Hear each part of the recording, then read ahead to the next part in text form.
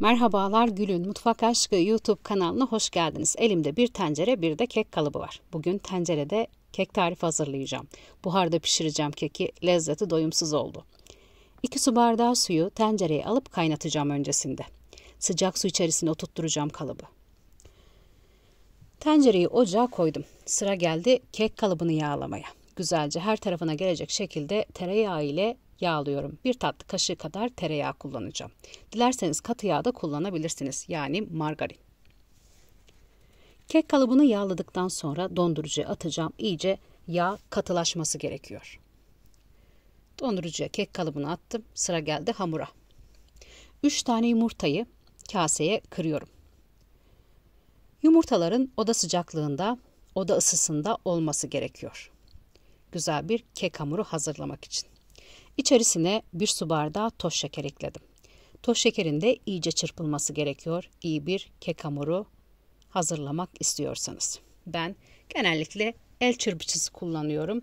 Kekleri hazırlarken elimde çırpıyorum. Yumurta ve toz şekeri çırptım. İçerisine 1 su bardağı sıvı yağ ekleyeceğim.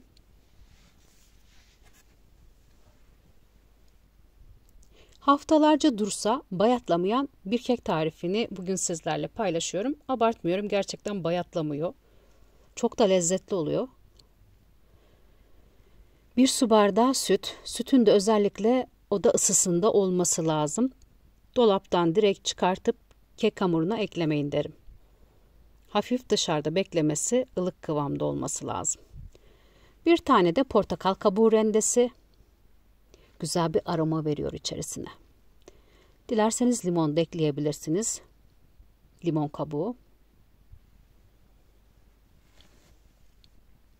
Portakal kabuğunun dış yüzünü iyice güzelce rendeliyorum.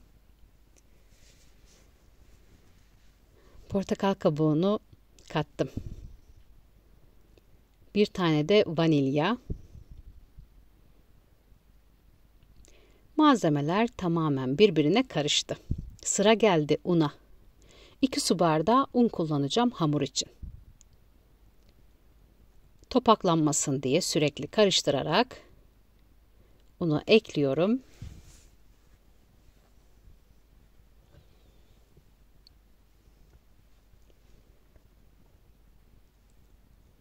Unu ekledim. Hamuru hazırladım. Sıra geldi kabartma tozuna. Ben 1 tane kabartma tozu kullandım. 1 tane kabartma tozu hamur için yeterli gelecektir.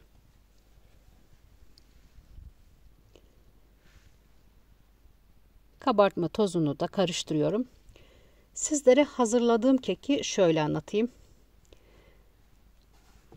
Belli markaların paketlerde keki satılır. Özellikle meyveli. Normalde ne kadar evde yapsanız o lezzeti tutturamazsınız. Evdeki çok farklı olur. İşte o lezzeti yakalayacağınız bir kek tarifi. 4 servis kaşığı hamuru ayırıyorum. İçerisine kakao ekleyeceğim.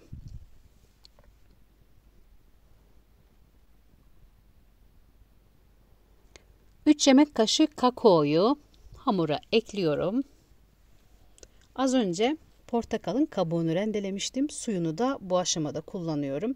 Tamamen portakalın lezzetini alacağınız güzel 2 renkli bir kek hazırlıyorum. Keki buharda pişireceğim. Buharda pişen kek fırında pişene göre daha yumuşak oluyor. Puf puf sünger gibi oluyor. Fırında pişen daha dış yüzü kuru, ne kadar yumuşak olsa da çabuk bayatlıyor. Önce beyaz olan hamuru, sonra kakaolu hamuru kalıba döktüm.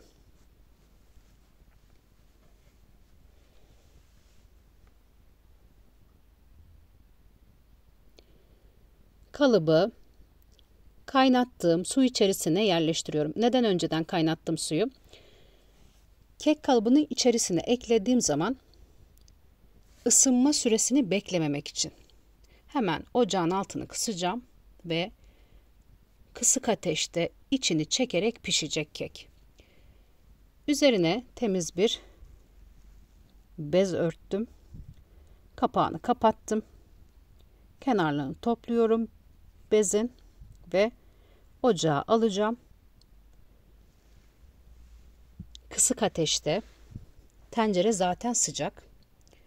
Kalıbı yerleştirdim, ağzını kapattım. Kısık ateşte tam 1 saat pişirdim. İçini çekerek pişti.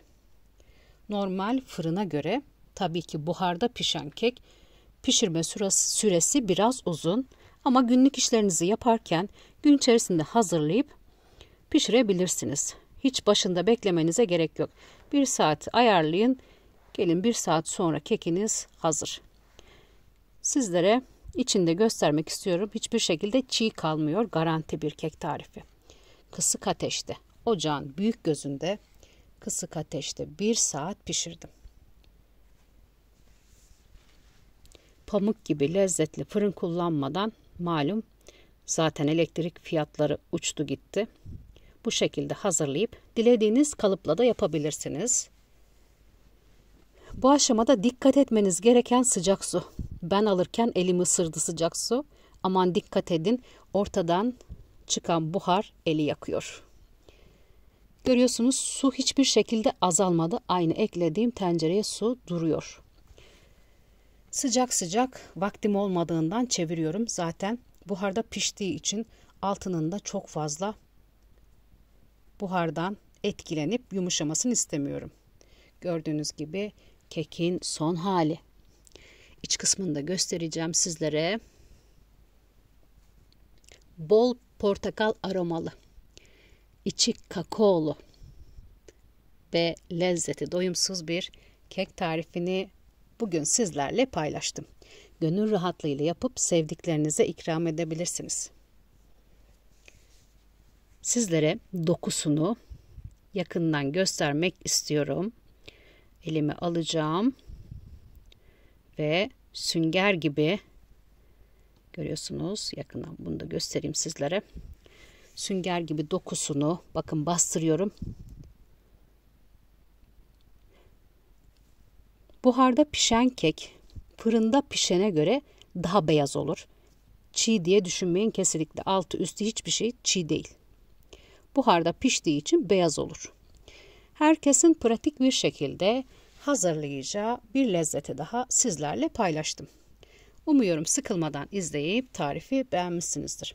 Şimdiden hazırlayacaklara afiyet olsun. Kanalıma abone olmayı, beğeni yorum yapmayı unutmayın lütfen. Değerli yorumlarınızı videonun altına bekliyorum.